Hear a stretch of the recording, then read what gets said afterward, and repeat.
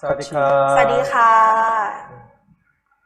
오늘 주일 또 하나님 말씀 앞에 나와주셔서 감사드립니다. ก็ในวันนี้ก็ขอบคุณพี่น้องทุกท่านอย่างเช่นเคยนะคะที่มา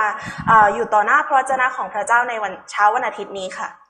같이 기도하겠습니다. เราจะอธิษฐานด้วยกันนะคะ 우리를 죄 가운데서 구원해 주신 사랑이 많으신 하나님 아버지 감사합니다. เราขอบพระคุณพระเจ้าพระบิดาผู้ทรงเปี่ยมไปด้วยความรักที่พระองค์ทรงประทานความรอดให้เรารอดจากบาป 예수님의 피로 구원받은 우리 형제 자매님들 또 이렇게 한 자리에 모일 수 있도록 은혜를 주심에 감사합니다. ขอบพระคุณที่พระองค์ทรงประทานให้พี่น้องของเราที่ได้รับความรอดโดยพระโลหิตของพระองค์นี้ได้มารวมตัวกันอยู่ในที่แห่งนี้ 하나님 말씀을 배우고 또 듣는 가운데 그 말씀을 순종할 수 있도록 도와주시옵소서. ขอพระองค์ทรงช่วยให้เรามีจิตใจที่อยากจะเชื่อฟังในขณะที่ฟังพระวจนะของพระองค์และเรียนรู้พระวจนะของพระองค์ได้ด้วยเถิด 이 진리를 꼭 우리 사랑하는 가족들 또 이웃들에게 증거할 수 있도록 도와주시옵소서. ขอพระองค์ทรงช่วยให้เราสามารถนำความจริงนี้ที่เป็นข่าวประเสริฐนี้ไปประกาศให้กับครอบครัวที่เรารักที่เรารู้จักได้ด้วยเถิด 오늘 또 개인적인 사정으로 함께하지 못한 형제 자매님들도 주님께서 동일한 은혜로 채워주시기를 기도합니다. และเราอธิษฐานขอให้พระองค์ทรงเติมเต็มให้กับพี่น้องที่ไม่ได้มาสามัคคีทำร่วมกับเราในวันนี้ด้วย 모든 일정을 주님의 능력의 손길에만 의지하오며 예수님 이름으로 기도드렸습니다. ทุกสิ่งทุกอย่างขอฝากไว้กับองค์พระผู้เป็นเจ้าและอธิษฐานในพระนามองค์พระเยซูคริสต์ผู้ทรงรักเราอาเมน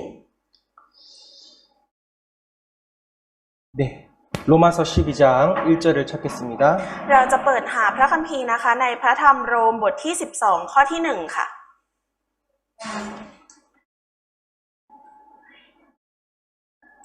네, 로마서 12장 1절. 그러므로 형제들아 내가 하나님의 모든 자비하심으로 너희를 권하노니 너희 몸을 하나님이 기뻐하시는 거룩한 산 제사로 드리라. 이는 너희의 드릴 영적 예비니라. ค่ะดังนั้นพี่น้องทั้งหลายโดยเห็นแก่ความเมตตากรุณาของพระเจ้าข้าพเจ้าจึงวิงวอนท่านทั้งหลายให้ถวายตัวของท่านแด่พระองค์เพื่อเป็นเครื่องบูชาบริสุทธิ์ที่มีชีวิตและเป็นที่พอพระทัยพระเจ้าซึ่งเป็นการนมัสการโดยวิญญาณจิตของท่าน 오늘 그리스도 안에서 헌신과 봉사라는 제목으로 같이 말씀을 생각해 보겠습니다. ก็วันนี้นะคะเราจะมาเรียนรู้พระคัมภีร์และคิดเกี่ยวกับหัวข้อการรับใช้และอุทิศตนในพระคริสต์กันค่ะ 사도 바울께서는 지금 우리 형제 자매님들에게 아주 중요한 권유를 하고 있습니다. อัครสาวกเปาโลนะคะอัครทูตเปาโลเนี่ยกำลังส่งต่อการหนุนใจเพื่อพี่น้องเราในตอนนี้ค่ะที่สำคัญมาก 내가 하나님의 모든 자비하심으로 너희를 권한다라고 했습니다. ๆก็คือกำลังส่งต่อว่าโดยพระคุณเห็นแก่ความเมตตากรุณาของพระเจ้านั่นเองค่ะ 하나님의 모든 자비하심 중에 가장 큰 자비는 바로 십자가의 은혜를 말합니다. ซึ่งพระคุณที่ยิ่งใหญ่มากที่สุดในพระคุณของพระเจ้านะคะนั่นก็คือพระคุณบนไม้กางเขนนั่นเองค่ะ 우리에게는 심판이 기다리고 있었지만 예수님이 십자가에서 죽으시고 부활하심으로 우리에게 새 생명을 주셨습니다. จากที่เรานะคะเป็นคนที่จะต้องรอคอยการพิพากษาเพียงอย่างเดียวนะคะแต่ว่าด้วยการสิ้นพระชนม์บนไม้กางเขนของพระเยซูเนี่ยจากที่พระองค์สิ้นพระชนม์แล้วพระองค์ฟื้นคืนชีพขึ้นมาก็ทำให้เราได้รับชีวิตใหม่และได้รับพระพรแห่งนิรันดร์ค่ะแห่งชีวิตนิรันดร์ค่ะ 그 십자가의 구원의 은혜를 받은 너희에게 사도 바울이 권유하고 있는 겁니다.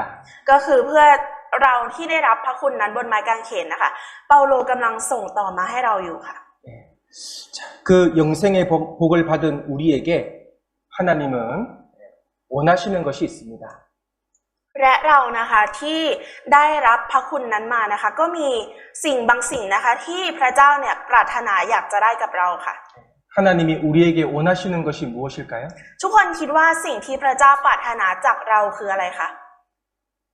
바로 우리 자신을 하나님께 헌신하는 것을 원하십니다. นั่นก็คือสิ่งที่พระเจ้าทรงปรารถนาจากเรานะคะนั่นก็คือการที่เราเนี่ยจะอุทิศตนหรือว่าถวายตนให้กับพระองค์ค่ะ 헌신이라는 것은 내 뜻대로 살아가는 것이 아니라 주님의 뜻대로 살아드리는 것을 헌신이라고 합니다. คำว่าอุทิศตนในที่นี้นะคะหมายถึงว่าเรา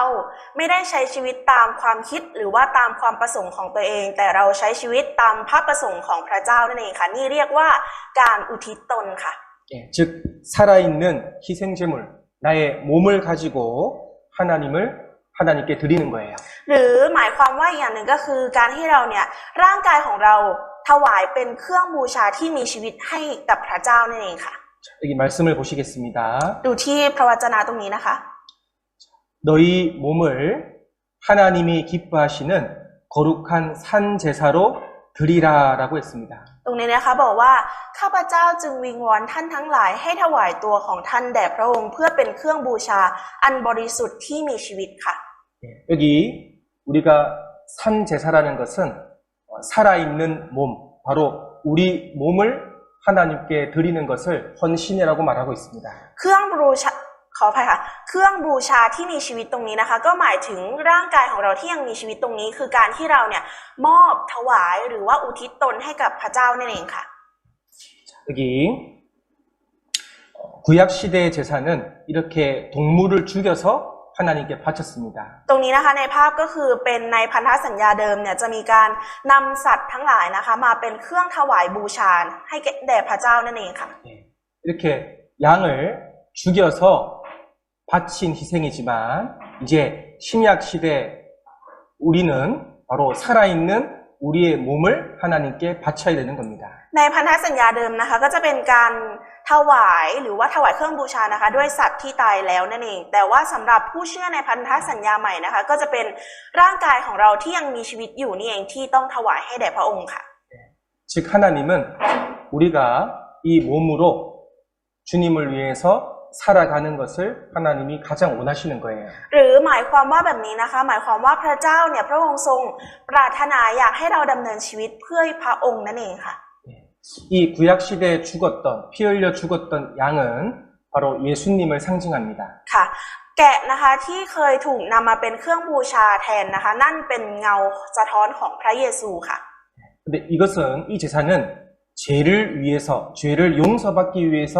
바쳐진 제사예요. แต่ว่าตรงนี้นะคะที่เป็นการถวายการตายของสัตว์เนี่ยเป็นการถวายเกี่ยวกับเป็นการถวายเครื่องบูชาเกี่ยวกับบาปค่ะ 그런데 죄와 상관없이 바쳐지는 제사가 있는데 그것을 바로 번제라고 합니다. แต่ว่ามีการถวายเครื่องบูชาที่ไม่เกี่ยวข้องกับบาปนะคะมีชื่อเรียกว่าเครื่องเผาบูชาค่ะ 여러분 번제는 짐승을 죽여서 가죽을 벗기고 각을 떠서 불 위에 전부 태우는 제사를 말합니다. เครื่องเผาบูชาตรงนี้นะคะคือการนำสัตว์เนี่ยมาฆ่านะคะแล้วลอกหนังออกและแบ่งเป็นชิ้นๆนะคะนำทุกชิ้นเนี่ยค่ะมาเผาเพื่อเป็นการถวายแด่พระเจ้าค่ะ 이 번제 제사를 생각하면 바로 예수님이 떠오릅니다. ถ้าเกิดว่าเห็นเครื่องเผาบูชาตรงนี้นะคะก็จะนึกถึงพระเยซูขึ้นมาค่ะ 예수님은 자기 몸을 불태운 것처럼 우리를 위해서 십자가에서 죽어주신 거예요. ร่างกายของพระเยซูนะคะก็เหมือนถูกไฟเผาเพื่อเรานะคะบนไม้กางเขนนั่นเอง 예수님이 내 원대로 마옵시고 아버지의 뜻대로 되기를 원합니다라고 기도했습니다. พระเยซูนะคะก็ได้อธิษฐานว่าขออย่าให้เป็นไปตามปรารถนาของข้าพระองค์แต่ขอให้เป็นไปตามพระประสงค์ของพระองค์เถิด 그 하나님 아버지께 순종하기 위해서 예수님은 자기 몸을 십자가에 바친 거예요. พระเยซูนะคะด้วยความที่พระองค์เนี่ยเชื่อฟังพระเจ้าพระองค์ก็ทรงถวายร่างกายของพระองค์นะคะบนไม้กางเขนนั่นเองค่ะ 이 예수님은 채찍에 맞으시고 창에 찔리시고 온몸에 피를 흘렸습니다. พระเยซูองค์นี้นะคะทรงถูกเฆี่ยนตีถูกแทงด้วยหอกนะคะและพระโลหิตเนี่ยไหลหลั่งทั่วพระกายของพระองค์ค่ะ 그래서 이 번제는 바로 십자가의 희생을 상징하는 겁니다. ค่ะเครื่องเผาบูชาจึงเป็นสัญลักษณ์นะคะของการเสียสละหรือว่าอุทิศตนของบนไม้กางเขนนั่นเองค่ะ 그러면 예수님이 이렇게 하신 것처럼 구원받은 그리스도인도 이제 내 몸으로 하나님께 영광을 돌려야 되는 거예요. ดังนั้นเมื่อเราเห็นลักษณะของพระเยซูที่ถวายแบบนี้แล้วนะคะ คริสเตียนอย่างเราที่ได้รับความรอดแล้ว เราก็ต้องถวายร่างกายหรือถวายตัวของเราเนี่ยค่ะให้พระเจ้าเหมือนกันค่ะ 내 몸을 헌신하는 것을 하나님은 영적 예배라고 하셨습니다. การที่เราถวายหรือว่าอุทิศตนและปฏิบัติด้วยร่างกายของเรานะคะ นั่นคือการนมัสการฝ่ายวิญญาณนั่นเองค่ะ 여기 로마서 12장 1절 자, 빨간색 말씀 같이 읽어보겠습니다. ตรงนี้นะคะในพระธรรมโรมบทที่12ข้อที่1เราจะอ่านในตัวหนังสือสีแดงพร้อมกันค่ะ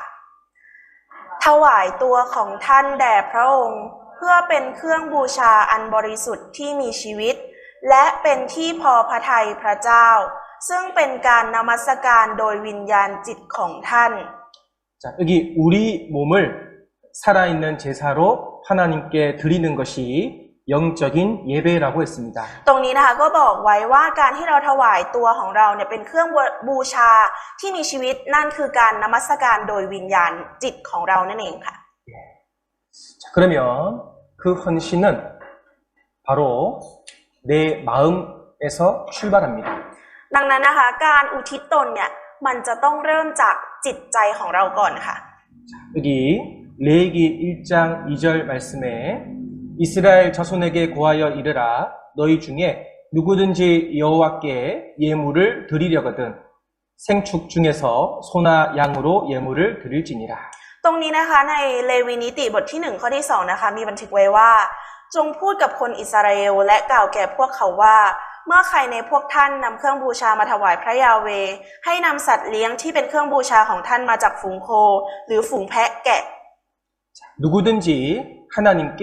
예물을 드리고 싶거든 바로 자원하는 마음에서 출발합니다. ใครก็ตามนะคะใครก็ตามที่อยากจะถวายแด่พระเจ้านั่นคือมันต้องเริ่มจากความสมัครใจก่อนค่ะ 하나님은 우리에게 네 몸을 바쳐 이렇게 강요하는 게 아니에요. พระเจ้าไม่ได้มาบังคับเรานะคะว่าเจ้าถวายตัวของเจ้ามาให้ข้าเดี๋ยวนี้ไม่ใช่แบบนี้ค่ะ 그러나 하나님은 네가 나를 위해서 헌신해 줬으면 좋겠어 라고 권유하는 겁니다. แต่ว่าพระเจ้านะคะวิงวอนเหมือนเรียกร้องนะคะให้เราเนี่ยหวังว่าเราจะถวายตัวเราถวายหรือว่าอุทิศตนเราเนี่ยให้แด่พระองค์ค่ะ 그럼 우리는 선택을 해야만 합니다. ดังนั้นนะคะเรามีเพียงอย่างเดียวที่ต้องทำก็คือต้องเลือกค่ะ 이 몸을 나를 위해서 쓸 것인지 하나님을 위해서 쓸 것인지 여러분 선택이에요. มันเป็นการเลือกของเราทุกคนเองนะคะว่าเราจะเลือกใช้ร่างกายนี้ตามความต้องการของเราหรือว่าเราจะเลือกใช้ร่างกายนี้เพื่อพระเจ้านั่นเอง 그런데 우리는 하나님을 위해서 이 몸을 드려야 합니다. แต่ว่าจริงๆแล้วเราต้องถวายร่างกายนี้เพื่อแด่พระองค์ค่ะ 왜냐하면 이미 우리는 너무나 큰 사랑을 받았기 때문입니다. เพราะว่าอะไรคะเพราะว่าเราเนี่ยได้รับความรักที่ยิ่งใหญ่จากพระองค์มาก่อนแล้วค่ะ 부모님의 사랑을 받은 자녀는 나중에 커서 그 은혜를 부모님에게 돌려드리고 싶어 해요. ค่ะลูกๆนะคะที่ได้รับความรักจากพ่อแม่เนี่ยพอลูกโตขึ้นลูกก็อยากที่จะตอบแทนพระคุณที่พ่อแม่เป็นคนเลี้ยงดูมาถูกต้องไหมคะ 강요는 아니지만 사랑을 받았기 때문에 당연한 도리로 돌려드리는 겁니다. ไม่ใช่การบังคับนะคะเพียงแต่ว่าเมื่อเราได้รับความรักนั้นมาก่อนแล้วเราก็อยากที่จะตอบแทนนั่นเองค่ะ 마찬가지로 예수님이 십자가에서 우리를 위해서 얼마나 큰 희생을 치르셨습니까? เช่นเดียวกันค่ะการที่พระองค์สิ้นพระชนม์บนไม้กางเขนเนี่ยพระเยซูสิ้นพระชนม์บนนั้นพระองค์เป็นพระคุณของพระองค์เนี่ยมันยิ่งใหญ่มากๆค่ะ 그 사랑을 받았기 때문에 이제 우리도 예수님을 위해서 내 몸을 희생하는 것이 당연한 도리가 되는 거예요. และเมื่อเราได้รับความรักมาแล้วนะคะการที่เราจะตอบแทนความรักนั้นเป็นสิ่งที่เราจะต้องทำอยู่แล้วค่ะ 그래서 구원받은 그리스도인이 주님께 헌신하는 것은 자원하는 마음과 행동에서 출발하는 겁니다. ดังนั้นนะคะการที่คริสเตียนเนี่ยจะถวายตัวแด่อุทิศตนแด่พระเจ้านะคะมันจะต้องเริ่มจากความสมัครใจของตัวเองก่อนค่ะ 고린도전서 6장 19절 20절 너희 몸은 너희가 하나님께로부터 받은 바 너희 가운데 계신 성령의 전인 줄을 알지 못하느냐 너희는 너희 것이 아니라 값으로 산 것이 되었으니 그런즉 너희 몸으로 하나님께 영광을 돌리라. ใน1 โครินธ์บทที่ 6 ข้อที่ 19 นะคะ บันทึกไว้แบบนี้ค่ะว่า ท่านรู้แล้วไม่ใช่หรือว่าร่างกายของพวกท่านเป็นวิหารของพระวิญญาณบริสุทธิ์ผู้สถิตในท่าน ผู้ซึ่งพวกท่านได้รับจากพระเจ้า และท่านทั้งหลายไม่ใช่เจ้าของตัวท่านเอง เพราะว่าพระเจ้าทรงซื้อท่านไว้แล้วด้วยราคาสูง ฉะนั้นจงถวายเกียรติแด่พระเจ้าด้วยร่างกายของพวกท่านเถิด 이 말씀에 너희 몸이 성령의 전인 줄을 알지 못하느냐라고 물었습니다. ตรงนี้นะคะพระวจนะนี้ได้ถามเราว่า คือเจ้าไม่รู้หรอว่าเราเนี่ยร่างกายของเรานะคะเป็นวิหารของพระวิญญาณบริสุทธิ์ 바로 우리 몸이 성령님이 살고 있는 집이라는 것을 반드시 알아라라는 겁니다. ก็คืออยากให้เราได้รู้อย่างชัดเจนนะคะว่าร่างกายของเราเนี่ยเป็นวิหารหรือว่าเป็นบ้านของพระวิญญาณบริสุทธิ์นั่นเองค่ะ 예수님이 십자가에 죽으실 때 우리의 영혼만 산 것이 아니라 피를 주고 우리 몸도 같이 사셨습니다. ในตอนที่พระเยซูทรงสิ้นพระชนม์บนไม้กางเขนนะคะไม่ใช่เพียงร่างกายของเราที่ถูกตึงไปด้วยเท่านั้นที่ตายไปด้วยเท่านั้นนะคะแต่พระองค์ยังทรงไถ่วิญญาณจิตของเราด้วยค่ะขออภัยค่ะพระองค์ทรงไถ่วิญญาณจิตของเราขออภัยค่ะไม่ใช่พระองค์ทรงไถ่วิญญาณจิตของเราเพียงเท่านั้นแต่พระองค์ยังทรงไถ่ร่างกายของเราด้วยค่ะ 죄 사함 받을 때 성령님이 우리 속에 들어오시잖아요. ในตอนที่เราได้รับการยกโทษบาปเราก็ได้รับพระวิญญาณบริสุทธิ์เข้ามาอยู่ในเราถูกต้องไหมคะ 그러면 우리의 몸은 지금 성령님이 살고 계시는 집이 되는 거예요. ดังนั้นนะคะร่างกายของเราเนี่ยเป็นบ้านที่พระวิญญาณบริสุทธิ์สถิตอยู่นั่นเองค่ะ 주님이 살고 있는 집이니까 이 몸이 점점 거룩하게 변해야 되잖아요. เพราะว่ามีพระเจ้าอยู่สถิตอยู่ในร่างกายของเรานะคะร่างกายนี้ก็จะค่อยๆเปลี่ยนให้บริสุทธิ์ไปเรื่อยๆค่ะ 그래서 20절 말씀에 너희는 너희 것이 아니라 값으로 사셨다라고 되어 있습니다. และในข้อที่ 20 นะคะบอกไว้ว่าท่านทั้งหลายเนี่ยไม่ใช่เจ้าของตัวของท่านเองเพราะว่าพระเจ้าทรงซื้อท่านไว้แล้วด้วยราคาสูงค่ะ 자, 저를 따라합니다. พูดตามอาจารย์นะคะ 아, 이 몸이 주님 거구나. อ๋อร่างกายนี้เป็นของพระเจ้านี่ 이 몸이 내 거예요, 주님 거예요. ดังนั้นร่างกายนี้เป็นของเราหรือเป็นของพระเจ้าคะ 우리가 구원받기 전에는 내 것인 줄 알고 내 마음대로 몸을 사용했어요. คือก่อนที่เราจะได้รับความรอดนะคะเราก็คิดว่าร่างกายนี้เป็นของเราและเราอยากจะทำอะไรเราก็ทำถูกต้องไหมคะ 그러나 피를 흘려서 내 몸까지 사셨기 때문에 이 몸은 주님을 위해서 살아드려야 되는 거예요. แต่เนื่องจากการที่พระองค์ทรงสิ้นพระชนม์บนไม้กางเขนนั้นทำให้ร่างกายของเราได้รับการไถ่ด้วย เพราะฉะนั้นร่างกายนี้เราก็ต้องถวายให้พระเจ้าเช่นเดียวกันค่ะ 로마서 14장 8절 말씀을 다 같이 읽겠습니다. เราจะอ่านพระธรรมโรมบทที่ 14 ข้อที่ 8 พร้อมกันค่ะ ถ้าเรามีชีวิตอยู่ก็เพื่อพระองค์พระผู้เป็นเจ้า และถ้าเราตายก็เพื่อองค์พระผู้เป็นเจ้า เพราะฉะนั้นไม่ว่าเรามีชีวิตอยู่หรือตายไปก็ตาม เราก็เป็นคนขององค์พระผู้เป็นเจ้า 그러므로 사나 죽으나 우리가 주님의 것이다라고 했죠. เพราะฉะนั้นไม่ว่าเรามีชีวิตอยู่หรือตายไปก็ตาม เราเป็นคนขององค์พระผู้เป็นเจ้าใช่ไหมคะ 이 말씀은 우리 몸이 명백하게 내 것이 아니라 주님 소유야라고 선포하고 있습니다. ค่ะเพราะอาจารย์นี้นะคะกำลังบอกเราอย่างชัดเจนว่าร่างกายของเรานะคะมันไม่ใช่ตัวของเราเองแต่ว่าเป็นขององค์พระผู้เป็นเจ้าค่ะ 그러니까 이제는 나를 위해서 이 몸을 사용하면 안 되고요. 바로 나를 구원해 주신 주님을 위해서 이 몸을 사용해야 되는 거예요. ดังนั้นนะคะต่อไปนี้เราจึงไม่สามารถที่จะใช้ร่างกายนี้เพื่อเราเองได้แต่ว่าให้เป็นการใช้ร่างกายนี้เพื่อพระเจ้านั่นเองค่ะ 자, 그래서 헌신이라는 것은 바로 자원하는 마음에서 출발해서 행동으로 나오는 겁니다. ค่ะและการอุทิศตนนะคะมันจะต้องเริ่มต้นจากจิตใจของเราที่มีความสมัครใจก่อนนั่นเองค่ะ 그리고 헌신은 내 삶의 조금 일부분을 드리는 것이 아니라 전체를 다 드려야 되는 거예요. และการอุทิศตนนะคะมันไม่ใช่การถวายบางส่วนของชีวิตเราเท่านั้นนะคะแต่คือการถวายทั้งชีวิตของเราให้แก่พระองค์ค่ะ 여기 보시면 구약 시대에 하나님은 번제로 쓰여질 짐승을 네 가지를 말씀해 주셨습니다. ตรงนี้นะคะมีพระวจนะที่กล่าวถึงสัตว์ที่นำมาเป็นเครื่องเผาบูชาให้แก่พระเจ้านะคะมีอยู่4ชนิดค่ะ 돈이 많은 사람들은 이렇게 숫소,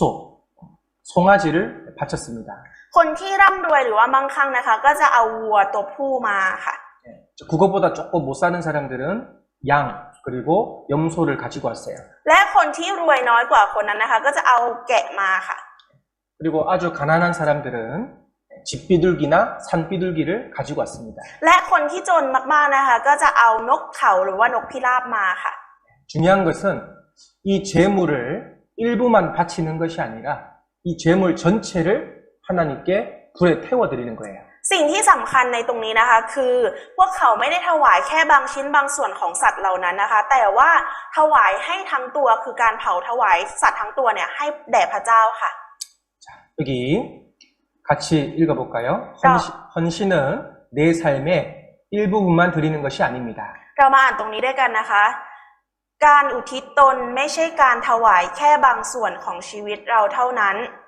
헌신은 내 삶 전부를 드리는 겁니다. การอุทิศตนคือการถวายทั้งชีวิตของเรา 자, 재물의 전체를 바쳤던 것처럼 내 삶 전체를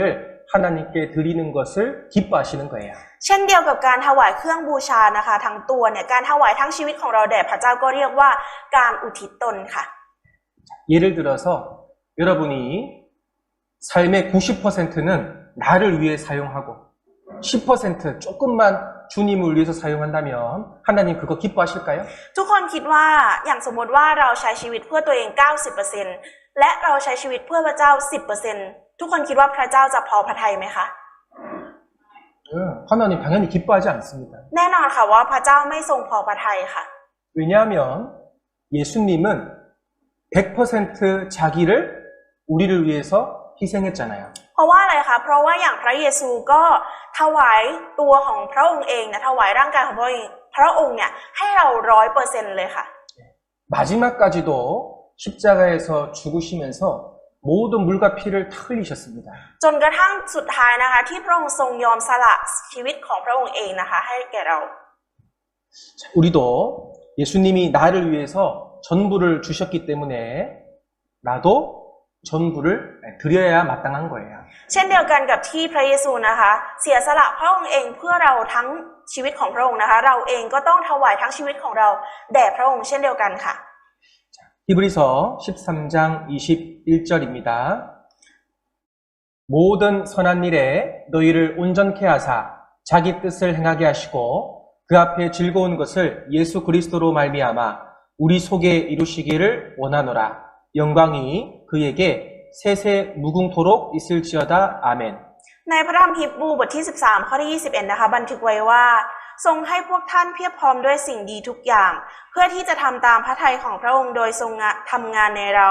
ให้เกิดผลเป็นที่พอพระทัยในสายพระเนตรของพระองค์ทางพระเยซูคริสต์ขอพระสิริจงมีแด่พระองค์สืบไปเป็นนิจอาเมน 이 말씀은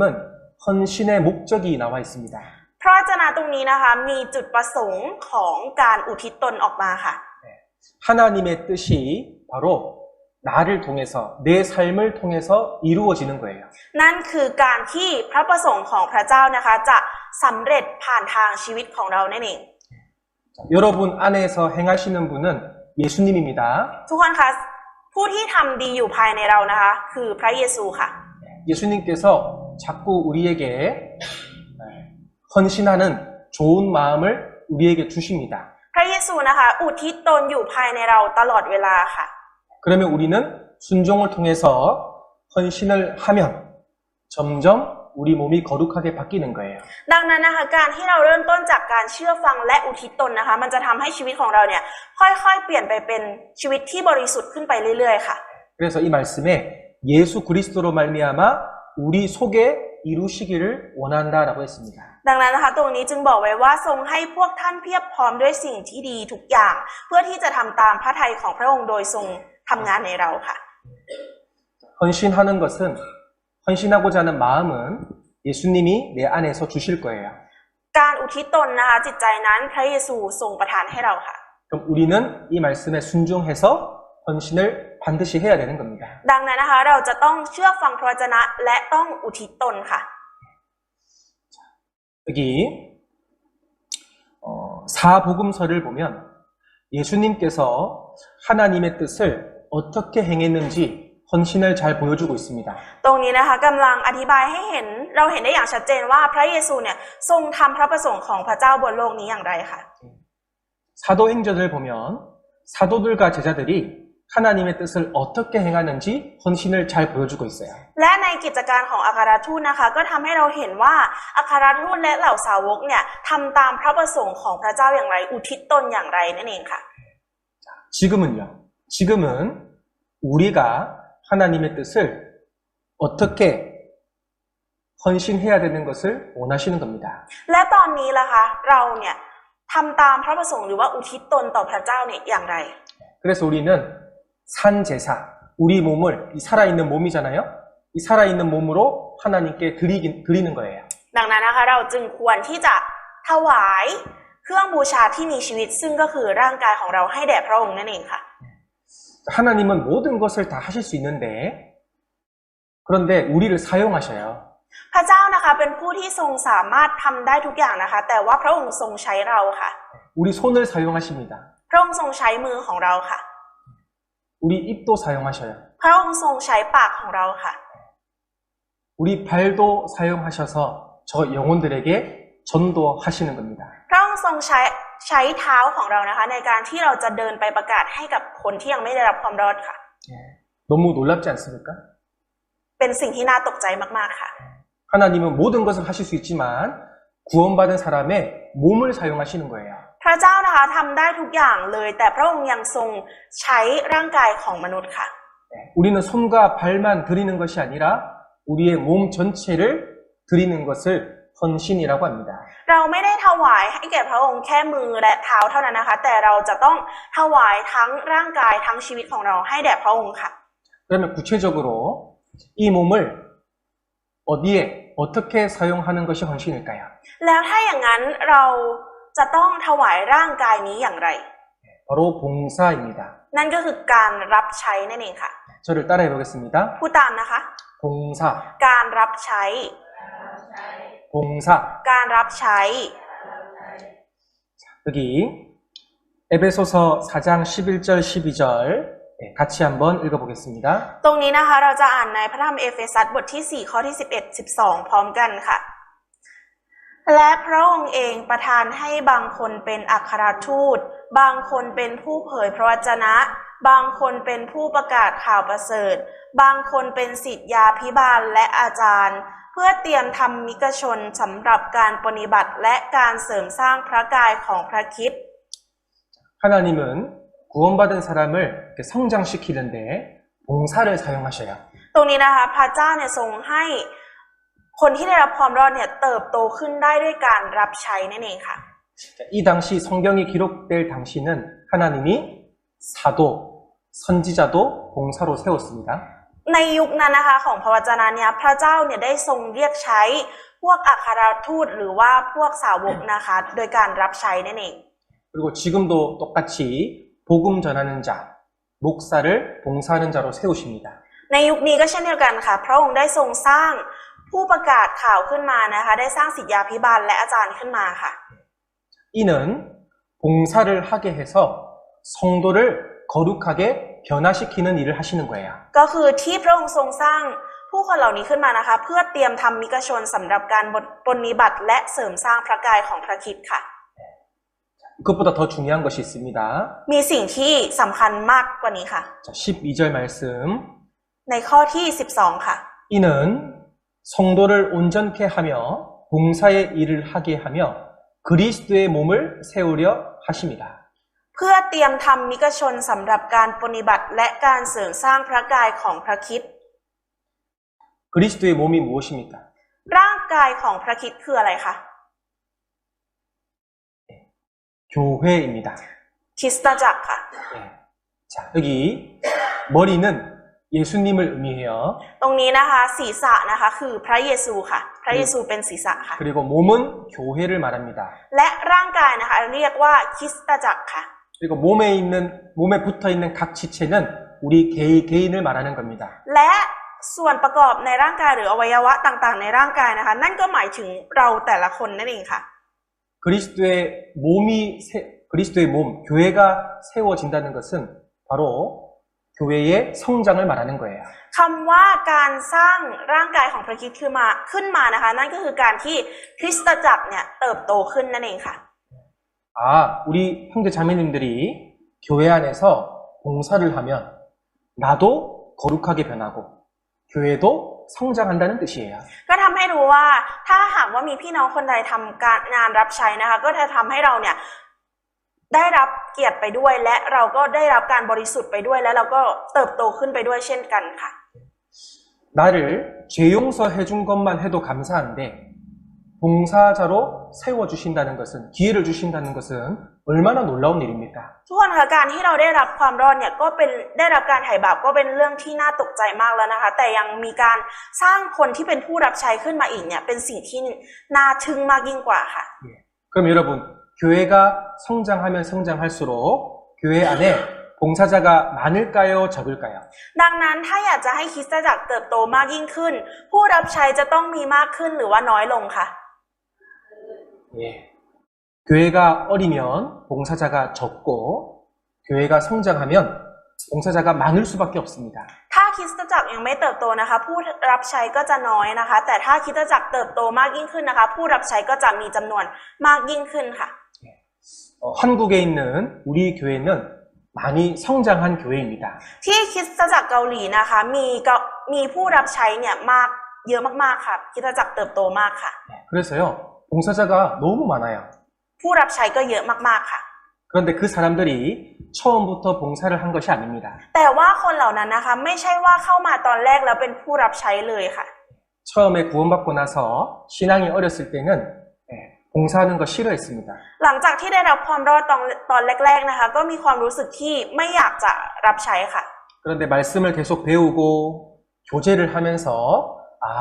헌신해야 되겠다라는 마음이 생긴 거죠. แต่หลังจากที่เรียนรู้พระวจนะไปเรื่อยๆฟังพระวจนะไปเรื่อยๆนะคะก็จะทำให้มีความรู้สึกขึ้นมาว่าการอุทิศตนเนี่ยเป็นเรื่องที่ควรจะทำนี่เองนั่นเองค่ะ 그렇게 봉사자가 더 많아지니까 구원받는 사람을 하나님이 더 채워주시는 거예요.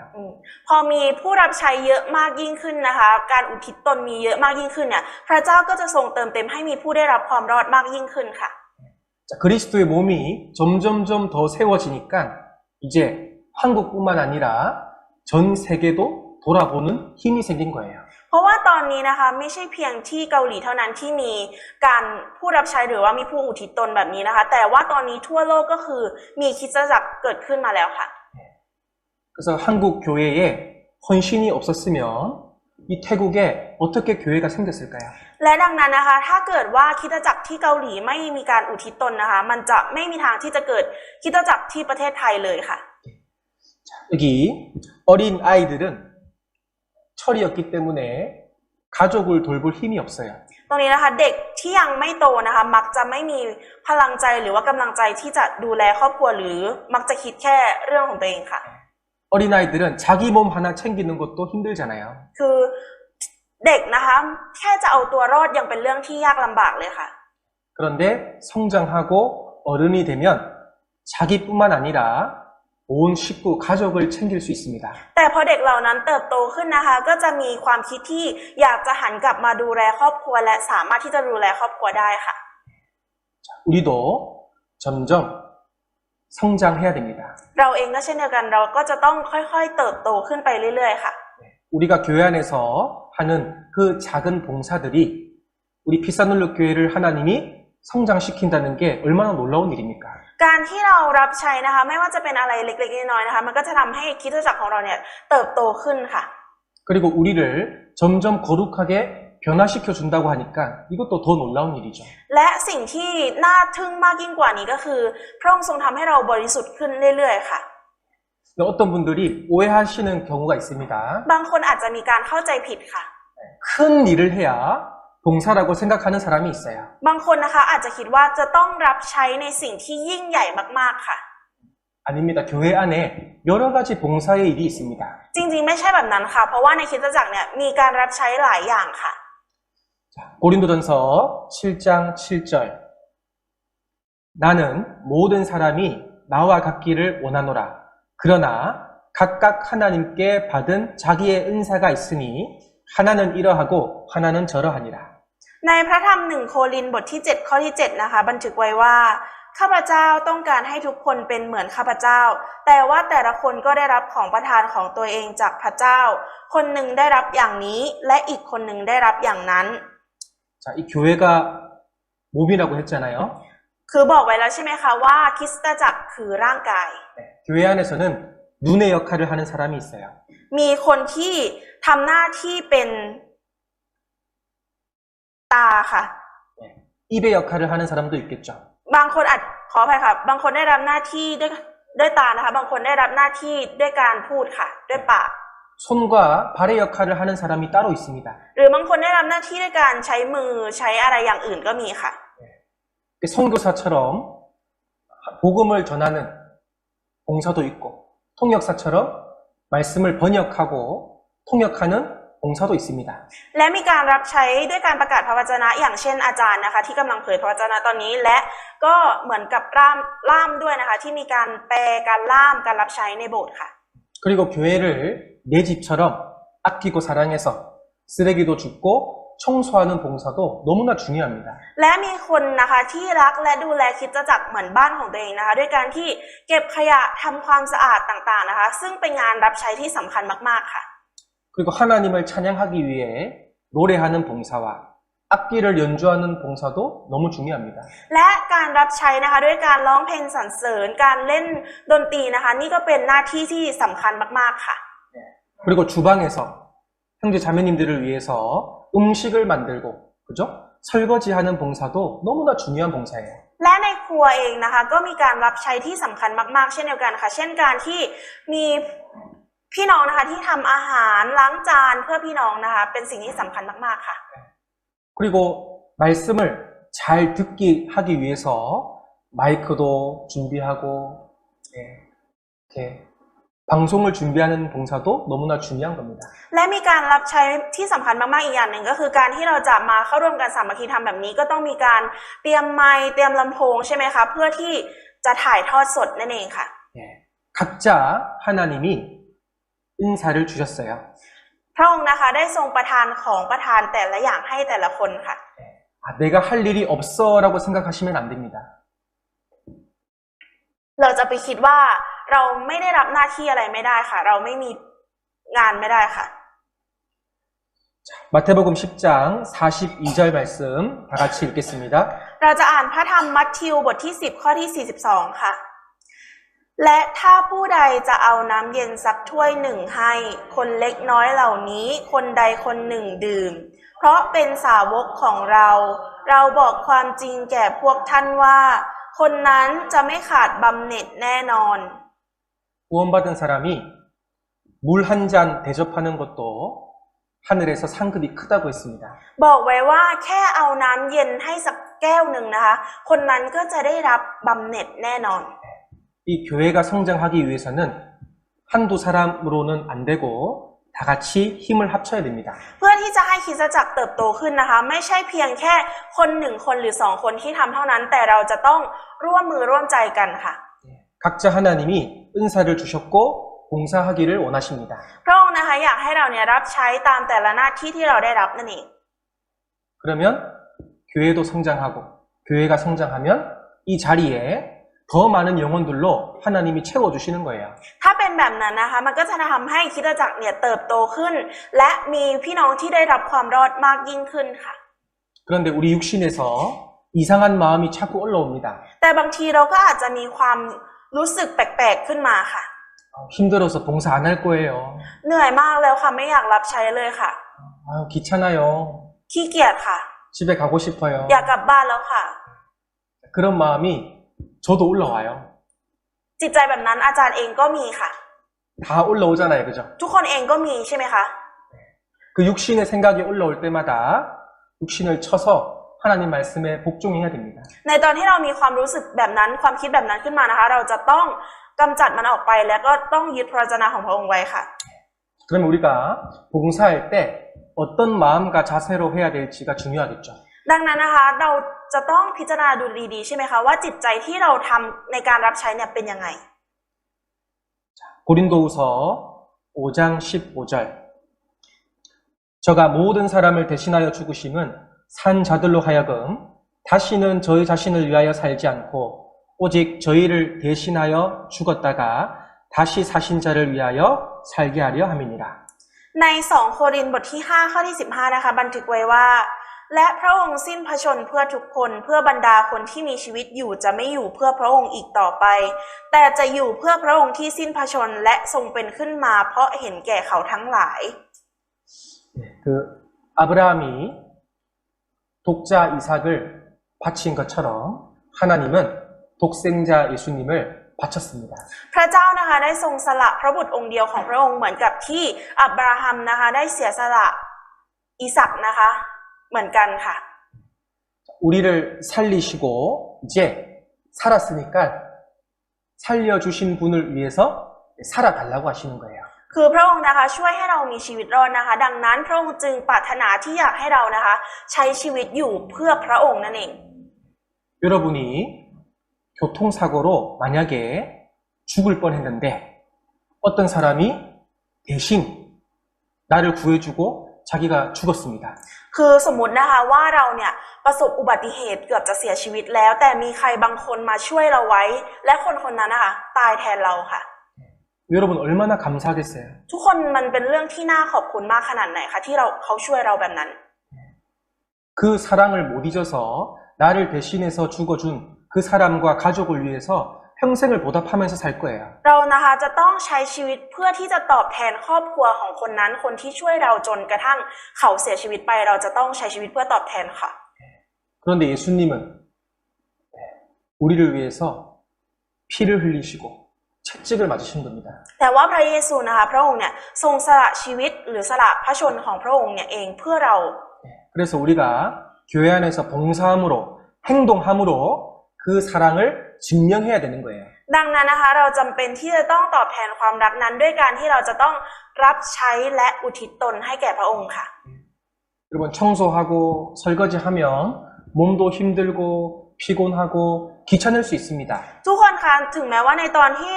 เรารับใช้อยู่เราล้างจานอยู่เราทำความสะอาดอยู่เราอาจจะรู้สึกว่าร่างกายของเราเหนื่อยล้าขึ้นมาก็ได้ค่ะ 그러나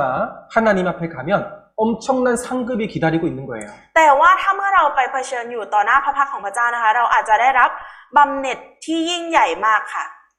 여러분 이 아까 말씀 봤죠? 이 물 한 잔 대접하는 것도 상을 준다고 했잖아요. ทุกคนเห็นพระวจนะเมื่อสักครู่ใช่ไหมคะที่บอกว่าผู้ที่ให้น้ำเย็นเพียงแก้วเดียวเนี่ยก็จะได้รับบำเหน็จบำนาญอย่างแน่นอนค่ะ 그러면 여러분이 하는 봉사는 엄청난 큰 상이 기다리고 있는 거예요. ดังนั้นนะคะทุกการรับใช้ของเราทุกคนเนี่ยมีบำเหน็จบำนาญหรือว่ารางวัลใหญ่รอเราอยู่ค่ะ 고린도후서 5장 14절 그리스도의 사랑이 우리를 강건하시는도다. 여기까지 읽겠습니다. ค่ะในพระธรรม2โครินธ์บทที่5ข้อที่14นะคะในตัวสีแดงบันทึกไว้ว่าเพราะว่าความรักของพระคริสต์ควบคุมเราอยู่ค่ะ 강건하다라는 뜻은 두 손으로 강하게 움켜쥐다라는 뜻을 가지고 있어요. คำว่าควบคุมในที่นี้นะคะหมายถึงการที่จับแน่นด้วยมือ2มือค่ะ 사도 바울은 그리스도의 사랑, 그 받은 은혜가 바울의 마음을 이렇게 움켜쥔 거예요. 다시 말씀해 주세요. 바울은 그리스도의 사랑이 바울의 마음을 이렇게 움켜쥔 겁니다. อัครสาวกเปาโลเองนะคะก็ได้ถูกความรักของพระคริสต์เนี่ยควบคุมไว้อยู่ค่ะ 바울은 예수님의 사랑에 붙잡혀서 그렇게 헌신하며 살아갔습니다. เปาโลนะคะใช้ชีวิตด้วยการที่อุทิศตนเพราะว่าความรักของพระเยซูเนี่ยควบคุมเปาโลอยู่ค่ะ 근데 마찬가지로 바울이 받은 사랑을 우리도 똑같이 받았잖아요. และเช่นเดียวกันนะคะคนที่มีความรักเหมือนกับเปาโลเราก็เป็นแบบนั้นเช่นกันค่ะ 우리도 그 사랑에 붙잡혀서 헌신하면서 살아가는 것이 가장 복된 인생이 되는 겁니다. ทุกคนคะการที่เราถูกความรักนั้นควบคุมอยู่และเราใช้ชีวิตด้วยการรับใช้และอุทิศตนนะคะนั่นเป็นชีวิตที่เป็นพระพรมากที่สุดค่ะ 옛날에 아프리카에 한 미국의 선교사가 들어갔습니다. ในสมัยก่อนนะคะมีอาจารย์คนหนึ่งนะคะได้ไปประจำที่แถบแอฟริกาค่ะเป็นอาจารย์คนอเมริกานะคะ 그래서 그 미국에 있는 한 기자가 그 미국 선교사를 인터뷰를 했어요. ก็มีคนนะคะนักข่าวเนี่ยไปสัมภาษณ์อาจารย์คนนั้นค่ะ 당신이 하고 있는 이 선교가 당신이 좋아서 하십니까? 라고 질문했습니다. ก็ไปถามอาจารย์ที่ไปประจำแอฟริกาคนนั้นนะคะว่างานที่ท่านทำอยู่เนี่ยท่านชอบจริงๆหรือเปล่า 그런데 선교사의 대답은 예상 밖의 대답이었습니다. แต่คำตอบของอาจารย์ที่ตอบมานะคะเหนือการคาดหมายมากค่ะ 아닙니다. 저와 아내는 이 먼지와 이 고생들을 좋아하지 않습니다. ไม่ครับผมไม่ได้ชอบผมกับภรรยาของผมเนี่ยไม่ชอบความลำบากแบบนี้ 이 냄새나는 초라한 오두막집을 저는 좋아하지 않습니다. และผมก็ไม่ชอบฝุ่นที่มันบ้านกระท่อมที่มันเหม็นๆเก่าๆแบบนี้ผมก็ไม่ได้ชอบ 그 얘기를 듣고 기자가 다시 질문을 했습니다. พอได้ยินคำตอบแบบนี้นะคะนักข่าวก็ถามคำถามไปอีกค่ะว่า 좋아하지도 않는데 당신은 왜 여기 와서 선교를 하십니까? แล้วถ้าไม่ชอบคุณจะมาประจำที่ประเทศนี้ทำไม 그때 선교사가 빵긋 웃으면서 이렇게 대답했다고 합니다. ก็ในตอนนั้นนะคะพอได้ยินคำถามแล้วอาจารย์ท่านนั้นนะคะก็หัวเราะและตอบแบบนี้ออกมาค่ะว่า 여기 화면을 보시고 나는 좋아하지 않지만 주님의 사랑이 나를 붙잡았기 때문에 그 명령에 순종하는 겁니다. บอกไว้แบบนี้ค่ะว่าแม้ว่าเราจะไม่ชอบแต่ความรักขององค์พระผู้เป็นเจ้ากุมเราไว้ทำให้เราเชื่อฟังพระบัญชานั้นได้ค่ะ 그리스도의 사랑이 우리를 강건시키는도다. 이 말씀이 생각이 났습니다. คือทำให้นึกถึงพระวจนะเมื่อสักครู่เลยค่ะที่บอกว่าความรักของพระคริสต์เนี่ยควบคุมเราอยู่ค่ะ 여러분, 예수님의 사랑이 내 마음에 가득 차야지만 우리는 헌신하고 봉사할 수 있습니다. ทุกคนคะเราต้องมีความรักของพระเยซูนะคะให้เต็มในจิตใจเราถึงจะสามารถรับใช้และอุทิศตนออกไปได้ค่ะ 예수님의 사랑이 내 마음에 가득 차야지 힘든 것도 참을 수 있고 견디어 나갈 수 있는 겁니다. ถ้าเรามีความรักของพระเยซูอยู่ในใจอย่างเต็มเปี่ยมนะคะเราจะสามารถทำการรับใช้หรือว่าอุทิศตนได้ถึงแม้ว่าจะเหนื่อยยากค่ะ 그래서 첫 번째 봉사는 바로 주님을 사랑하는 마음으로 봉사해야 됩니다. ดังนั้นนะคะการรับใช้ท่าทีของการรับใช้อย่างแรกคือเราจะต้องรับใช้ด้วยความรักของพระองค์นั่นเอง 그리고 두 번째 자세는 선한 청지기 같이 봉사해야 됩니다. และอย่างที่สองนะคะเราจะต้องรับใช้เหมือนผู้ที่ได้รับฉันทะที่ดีค่ะ 베드로전서 4장 10절 말씀을 같이 읽어보겠습니다. ในพระธรรม1 เปโตรบทที่4ข้อที่10เราจะอ่านพร้อมกันนะคะ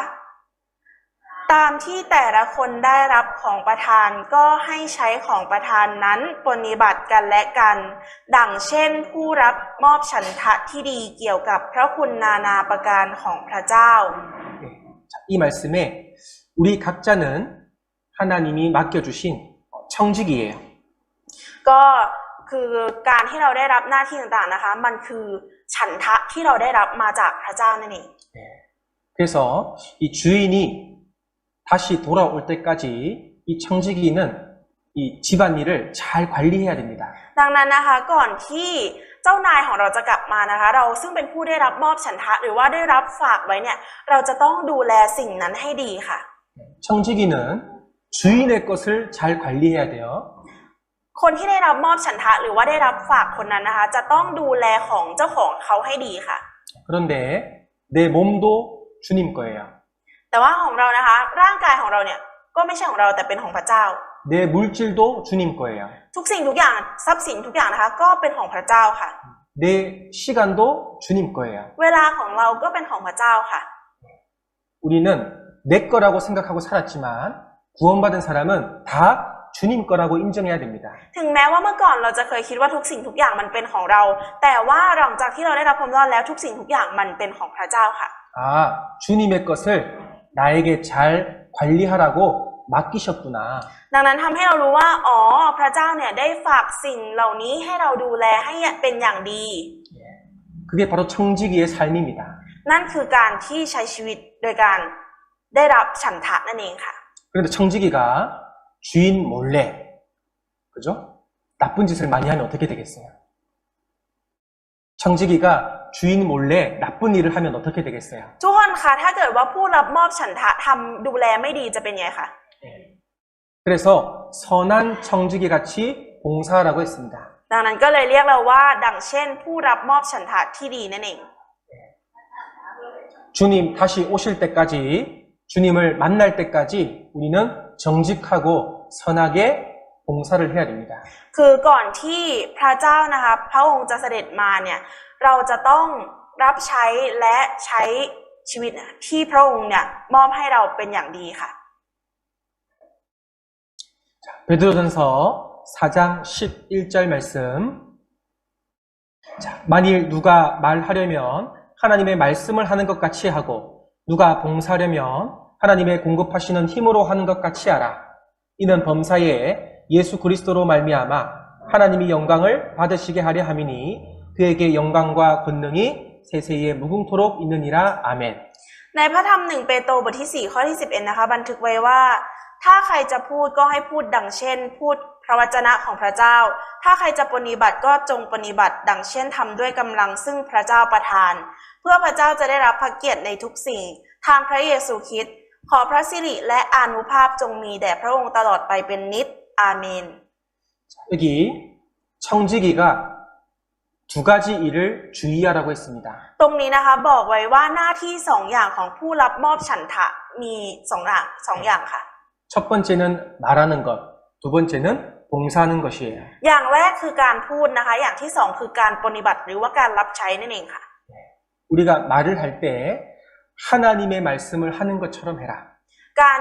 อย่างที่เราพูดนะคะบอกไว้ว่าดังเช่นพูดพระวจนะของพระเจ้า 봉사를 할 때 내 힘으로 하는 것 말고 자기 의지로 하는 것 말고 하나님이 주시는 힘으로 해라. หรือว่าถ้าเราจะปฏิบัติหรือว่ารับใช้นะคะไม่ใช่ทำด้วยกำลังของตัวเราเองแต่ว่าให้ทำด้วยกำลังที่พระเจ้าประทานให้ค่ะ 여러분 자기 힘으로 하는 것은 오래 가지 못합니다. ทุกคนค่ะถ้าเราทำด้วยกำลังของตัวเราเองเนี่ยเราจะไม่สามารถทำได้ในระยะยาวค่ะ 말씀으로 힘을 얻으면 주님이 주시는 그 자원하는 마음으로 할 수 있는 거예요. แต่ว่าถ้าหากว่าเราทำด้วยพละกำลังที่ได้จากพระวจนะนะคะมันจะทำให้เราสามารถทำได้เรื่อยๆค่ะ 그리고 세 번째로는 충성스럽게 봉사해야 됩니다. และอย่างที่สามนะคะท่าทีในการรับใช้อย่างที่สามคือจะต้องวางใจได้ค่ะ 고린도전서 4장 1절 2절을 같이 읽겠습니다. เราจะอ่านใน1 โครินธ์นะคะบทที่ 4 ข้อที่ 1 ข้อที่ 2 พร้อมกันค่ะ ให้ทุกคนถือว่าเราเป็นคนเช่นนี้คือเป็นเหมือนคนรับใช้ของพระคริสต์และเป็นผู้รับมอบฉันทะให้ดูแลสิ่งล้ำลึกของพระเจ้า ยิ่งกว่านั้นบรรดาผู้รับมอบฉันทะย่อมได้รับการคาดหวังว่าต้องเป็นคนที่ไว้วางใจได้ 주인의 것을 맡고 있는 청지기는 충성해야 된다라고 말씀하고 있습니다. กำลังบอกว่าบรรดาผู้รับมอบฉันทะนะคะต้องย่อมได้รับการคาดหวังว่าต้องเป็นคนที่ไว้วางใจได้ 그리고 충성하려는 마음이 생기십니까? แล้วทุกคนล่ะคะมีจิตใจที่ไว้วางใจได้ไหมคะ 예수님의 사랑을 생각하면 우리는 충성해야 됩니다. ถ้านึกถึงความรักของพระเยซูแล้วเราจะต้องไว้วางใจค่ะ 그래서 그 말씀을 우리가 신뢰해야지만 그 말씀도 순종하려는 마음이 생기겠죠. ดังนั้นนะคะเราจะต้องมีความเชื่อฟังในพระวจนะนั้นและก็ต้องทำตามพระวจนะด้วยค่ะ 그래서 충성하지 않는 사람들은 말씀은 말씀대로, 내 삶은 내 삶대로 이렇게 따로따로 행동하는 겁니다. และถ้าหากว่าไม่ไว้วางใจในพระวจนะนั้นนะคะก็จะพระวจนะก็ส่วนพระวจนะชีวิตฉันก็ส่วนชีวิตฉันมันจะไม่มีส่วนเกี่ยวข้องกันค่ะ 그래서 어떤 형제 자매님께서 정말 충성스럽게 봉사하는 것을 보면 아 이분은 정말 주님을 사랑하는구나 어느 정도 알 수 있습니다. และถ้าอย่างสมมติว่าเราเห็นพี่น้องคนท่านหนึ่งนะคะกำลังรับใช้ด้วยการที่ถวายทางชีวิตของตัวด้วยการขยันขันแข็งนะคะเราก็จะเห็นได้ว่าอ๋อพี่น้องคนนี้มีความวางใจมีความกระตือรือร้นที่ร้อนแรงที่จะทำการรับใช้หรือปฏิบัติพระเจ้าค่ะ 여러분 잠깐 충성하는 것은 자기의 의로운 행동일 수 있지만 꾸준하게 충성하는 것은 그건 주님께 받은 사랑 때문에 가능한 거예요. ทุกคนคะการรับใช้เพียงชั่วคราวนะคะอาจจะเป็นการที่เราเนี่ยรับใช้ด้วยพละกำลังของเราเองแต่ว่าถ้าเรารับใช้อย่างต่อเนื่องนะคะนั่นเป็นการรับใช้ที่มาจากความรักของพระเจ้าอย่างแท้จริงค่ะ 네. 그리고 봉사를 하면서 하나님의 말씀을 더 잘 깨달을 수도 있습니다. และถ้าหากว่าเรารับใช้ไปเรื่อยๆนะคะเราก็จะยิ่งรับรู้พระวจนะของพระเจ้ามากยิ่งขึ้นเรื่อยๆค่ะ 시간이 지나면 그 힘들었던 봉사도 너무 큰 은혜였어, 기뻤어라고 고백할 수 있어요. พอเวลาผ่านไปนะคะเราก็จะสามารถสารภาพออกมาได้ว่าสิ่งที่เรารับใช้ไปเนี่ยมันเป็นพระคุณอันยิ่งใหญ่มาก 초등학생 때 선생님이 저에게 심부름을 시켰어요. ๆในตอนประถมนะคะคุณครูของอาจารย์นะในตอนนั้นเนี่ยได้ถามคำถามมาค่ะว่า 초등학생 때 선생님이 저에게 심부름을 시키니까 너무 기뻤어요. คือขออภัยค่ะได้สั่งงานให้อาจารย์ทำนะคะอาจารย์ในตอนนั้นนะคะก็รู้สึกดีใจมากๆที่คุณครูเนี่ยสั่งงานให้ 선생님이 나를 알아주고 나에게 관심 가져주고 나에게 일을 주시는구나. 그 심부름 잘해야지라는 기쁜 마음이 생겼습니다. คือมีความรู้สึกดีใจขึ้นมาในใจว่าอุ๊ยในเมื่อครูเนี่ยสั่งงานให้เราทำแล้วเราจะต้องทำให้ดีที่สุดทีเราจะต้องทำให้ออกมาเป็นงานที่ดีที่สุดแบบนี้ค่ะ 그런데 천지를 창조하신 창조주께서 지금 우리를 부르시고 심부름을 시키는 거예요. แต่ว่าตอนนี้นะคะที่เราถูกเรียกใช้งานอยู่เนี่ยเป็นการเรียกใช้งานจากองค์พระผู้เป็นเจ้าพระผู้สร้างนะคะที่กำลังใช้งานเราอยู่นั่นเป็นงานที่น่ายินดีมากๆค่ะ 우리는 기쁜 마음으로 잘 보이고 싶은 마음으로 하나님께 봉사해야 되는 겁니다. เราจะต้องรับใช้พระเจ้านะคะด้วยจิตใจที่ยินดีค่ะ 예. 자, 오늘 말씀을 정리해 보겠습니다. เดี๋ยวเราจะมาสรุปพระวจนะในวันนี้กันค่ะ 예. 헌신이라는 것은 우리의 몸을 살아있는 몸을 하나님께 드리는 거예요. การอุทิศตนนะคะคือการที่เราถวายร่างกายของเราให้แด่พระเจ้านั่นเอง 예. 그리고 그 헌신은 주님의 사랑을 받은 사람이 자원하는 마음에서 출발합니다. และการอุทิศตนนะคะคือการที่เราคนที่ได้รับความรอดเนี่ยกระทำด้วยความสมัครใจค่ะ 그리고 헌신은 우리의 삶 조금 일부분을 드리는 것이 아니라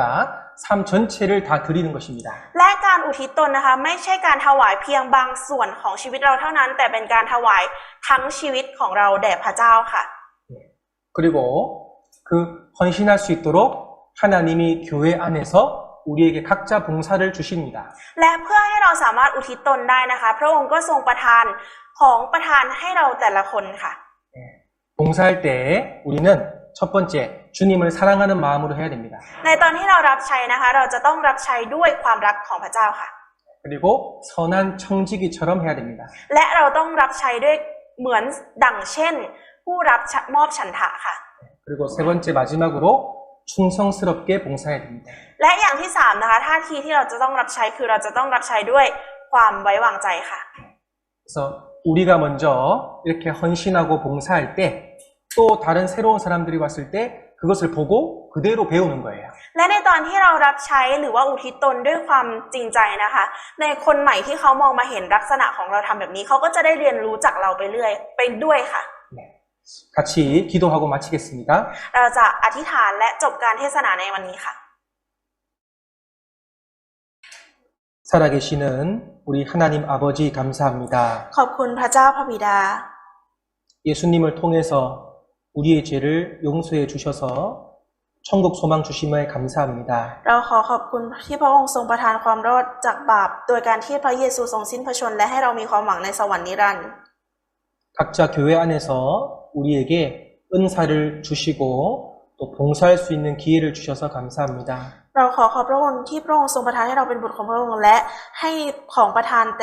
แต่ละคนให้กับเราได้รับใช้พระองค์ด้วย 하나님 말씀에 더욱 순종하고 더욱 사랑하는 마음을 허락해 주시옵소서. ขอพระองค์ทรงช่วยให้เรามีจิตใจที่อยากจะเชื่อฟังและทำตามพระวจนะของพระองค์ให้มากยิ่งขึ้น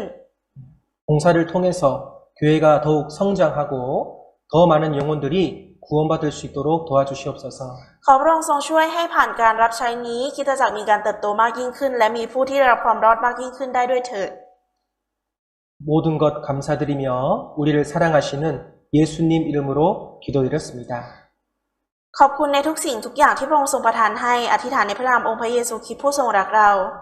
อา อา เม เม น น